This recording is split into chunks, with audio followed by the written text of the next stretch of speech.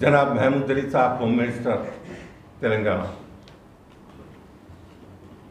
इनसे और इनकी फैमिली से मेरे तकरीबन 50 साल के ताल्लुकात, जो मुझे बहुत अच्छा जानते हैं। मैं इनको बहुत अच्छा जानता हूँ। दोस्तों, बात ईमानदारी की होना चाहिए। ये महमूद अली, इनकी बीआरएस में क्या हैसियत थी मैं जानता हूँ। करने तैयार हूं दोस्तों। मैं इस झगड़े को पर्सनल बनाना नहीं चाहता, फायदा नहीं है। अगर मैं बहुत कुछ बोल सकता हूं, मैं नहीं बोलना चाहता। मेरा 10 फॉल है, मैं कमजोरी की तरफ जाना नहीं चाहता। मेरा एजेंडा सिर्फ और सिर्फ मेरी कौम है, उसका डेवलप हो, तो मैं ये फेस करता हूं। मेरा ईमान है, ये मेरा ईमान है। कुरान अल्लाह की कसम खा रहा हूं, मैं एक पैसे का किसी का लिया नहीं, ना एक इंच जमीन में कभी जिंदगी के अंदर किसी की भी आज तक मैंने कब्जा नहीं किया। हाँ, इनकी हिफाजत किया है, मेरी आखिरत का सौदा है, किया है, पक्का किया है। ये महमूद अली से पूछो कि इसका कंट्रीब्यूशन क्या है मुसलमान कौम को, पूछो। अभी जात पे हमला करता है और बोलता है कि मैं जो है ना मेरे खानदान की जायदाद खाया। उसके लिए भी आप लोग गवाह, ये खत्म करता हूं अल्लाह ताला की, मैंने मेरे खानदान की एक इंच जमीन नहीं बेची, ना किसी भाई की जायदाद खाया।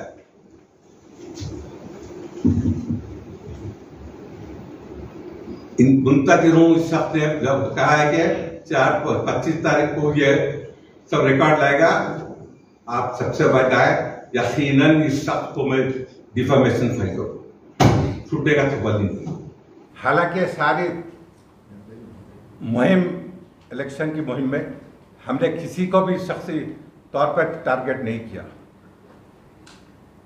हमने मुसलमानों के लिए खड़े रहा। मेरा जीना इस कौम के लिए, मेरा मरना इस कौम के लिए। मैं खुली बात बोल, मैं बताई सारी बकवास फायदा नहीं है।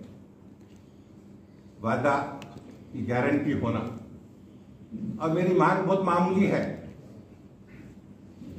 ये कोई पर्सनल बात नहीं है, या मेरे पास कोई और एजेंडा नहीं है, न था ना है। मैं खिदमत करता हूं मेरी कौम की बाय एजुकेशन। इन इदारों की हिफाजत किया मैंने। मुमताज कॉलेज, मदरसे आइजा, अनवर। अब यहां पर एक जो इल्जाम बार बार लगाया जाता है वो है वक्फ की जायदाद। अब मेरे दोस्तों, आप लोग जरा गौर से सुने इस बात। जहां तक औकाफ का ताल्लुक है, वक्फ अल्लाह ताला की जायदाद, मुसलमान सिर्फ बेनिफिशियरी है उसका। ये जायदाद अल्लाह ताला की है। इस जायदाद के साथ बेईमानी वही शख्स कर सकता है जिसका अल्लाह ताला से ईमान नहीं है, जो डरता है। थोड़ी सी हिस्ट्री आप लोगों को दे दूं। ये मुमताज कॉलेज मुसलमानों का एक ऐसा इदारा है जो एसेट के हिसाब से सबसे ज्यादा बड़ा है। इसका बैकग्राउंड ये है कि तकरीबन 100-150 साल पहले मुमताज रहमतुल्लाह ने इसको कायम किया। आला हज़रत से 20 एकड़ जमीन मंजूर कराई और उस 20 एकड़ जमीन मदरसे आसिफिया को दी गई और वो इदारा चालू हुआ। ये पायनियर था मुमताज मुस्लिम एजुकेशन। इसके बाद 1956-57 में निजाम से 45 एकड़ जमीन खरीदी गई by way of registered sale deed. पहले की 20 थी, ये जुमला हो गई 65 एकड़। 57-58 के अंदर गवर्नमेंट ने उसमें से पार्ट जमीन को एक्वायर किया और आंध्रा कॉलोनी कायम हुई। इसका कंपनसेशन कॉलेज को मिला। इसके बाद मुमताज कॉलेज एग्जिस्टेंस में आया।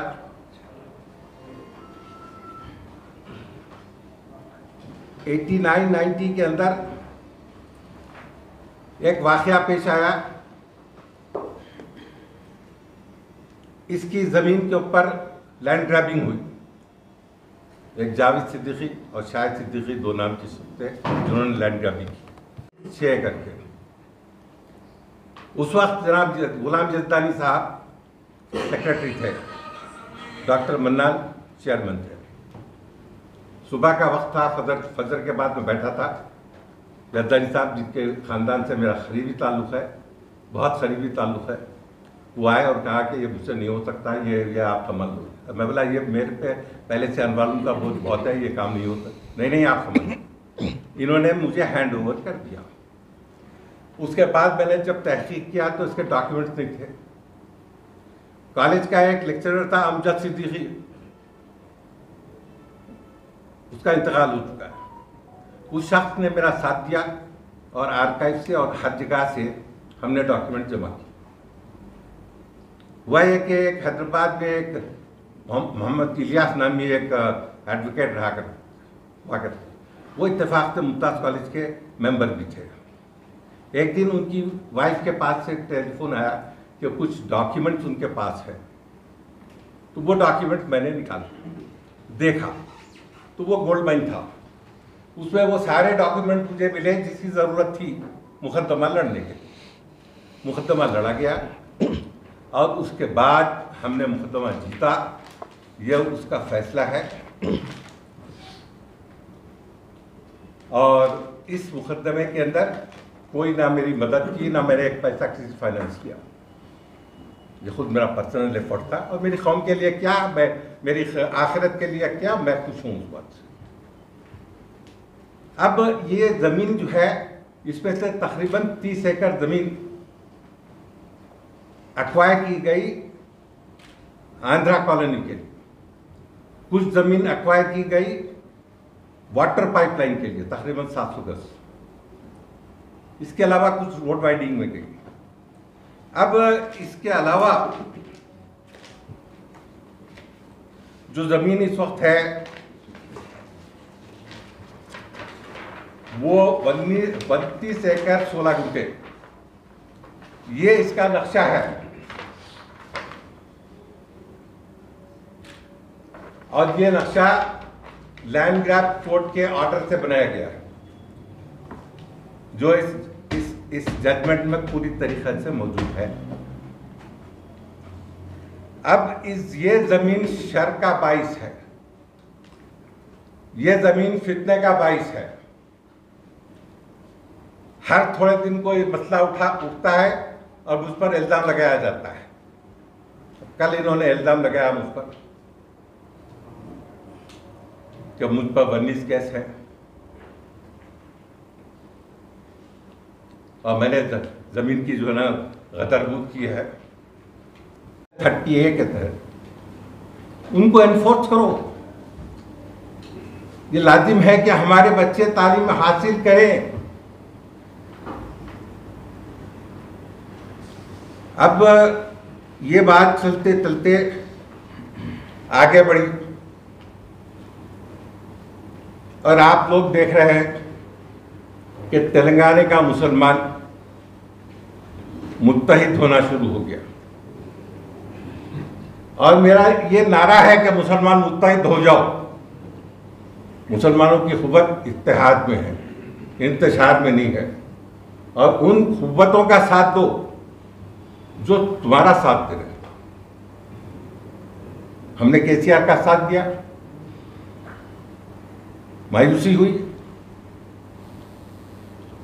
कांग्रेस चाहती है कि इस इलेक्शन के अंदर उन्होंने ऐलान किया कई वेलफेयर स्कीम्स का। हम बहैसियत कम्युनिटी कांग्रेस से पूछो, अगर कांग्रेस का फायदा होता है वो एक अलग बात है, जिम्नी बात है। फायदा तो पहले हमारी कम्युनिटी का होना चाहिए bye way of welfare schemes. हमको 10% देना ही चाहिए। हम गरीब हैं, बहुत गरीब हैं। हमारी मांग क्या है? अगर आप 1000 घर दे रहे हैं, 100 घर हमारे गरीबों को दो।